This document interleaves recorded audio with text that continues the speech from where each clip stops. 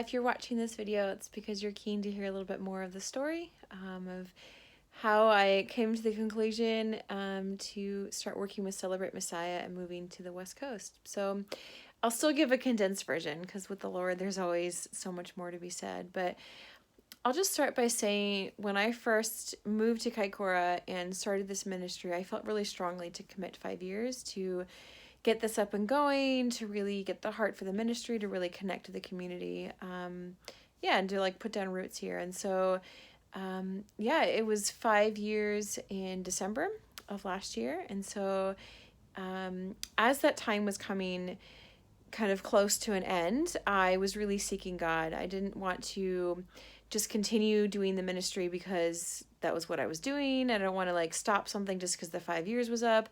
I wanted to hear from God about whether or not to continue or maybe to refocus in an area or to change things up. I just wanted to be open to what he was saying. And so I will say it's been a really hard and frustrating year because I've been praying about a lot of these things leading up to me hitting the 5 year mark.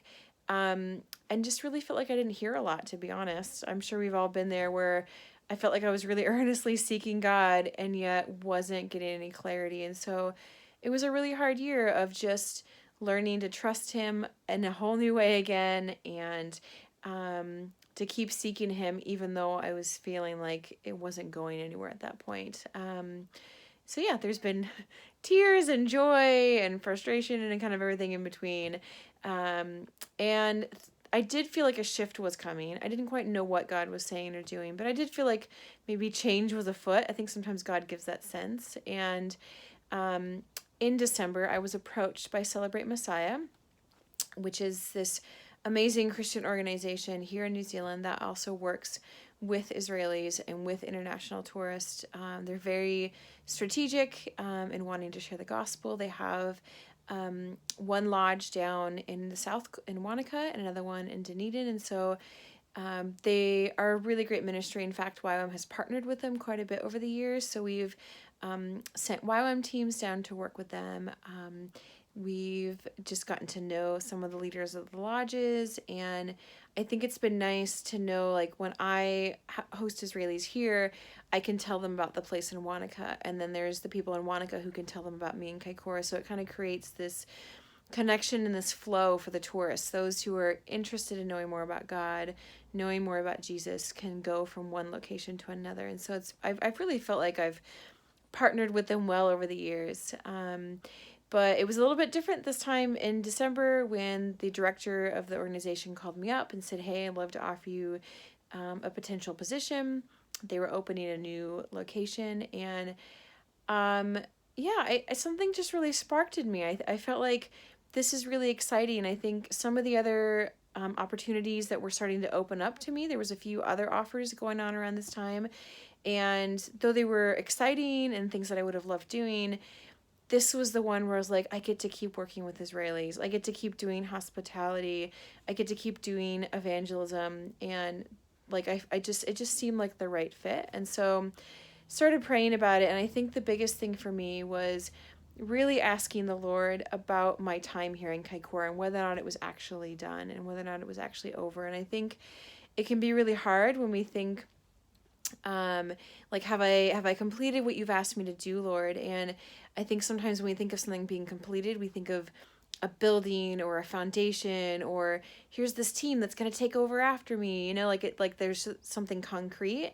But the reality is that God asked me to come here and to work with Israelis. He asked me to show hospitality, to share the gospel, and these are all relational things. And so I think I wrestled with the Lord on that, and he really helped to impress upon me that, look, I have actually done what he's asked me to do.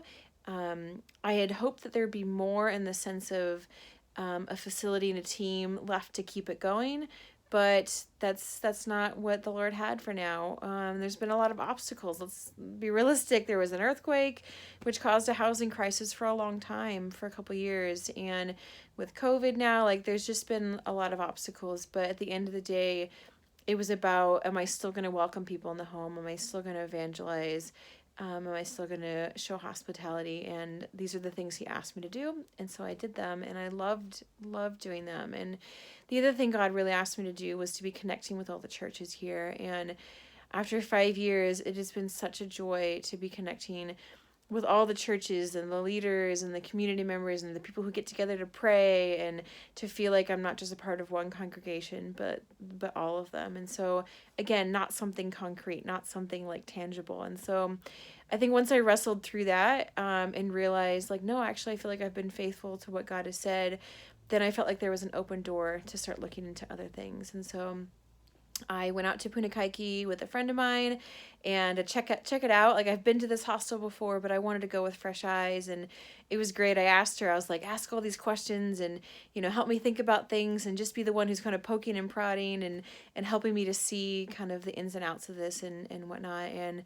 And yeah, everything just started to come together, and I felt a lot of peace and excitement about what God was doing. And so that's kind of been the whole journey. Like I said, there's way more backstory, but that's like in general what I've been going through in my process. And I would say I genuinely have like the mix of feelings of, I'm so excited to go to Punakaiki. I'm so excited to explore a new place, get to know that community, get to know that area and the people that live there, to get out to try out this new ministry. It's the same ministry I've been doing, but in a more established format, and getting to go deeper with Israelis and travelers and people from all over. And I'm excited for that aspect, but I'm also deeply sad about leaving Kaikoura. I have to be honest. It's a place that is so dear to my heart, and the people here are dear to my heart. And I think it still hasn't quite hit me. I think once I start packing boxes and saying goodbye, it's going to hit me a lot more.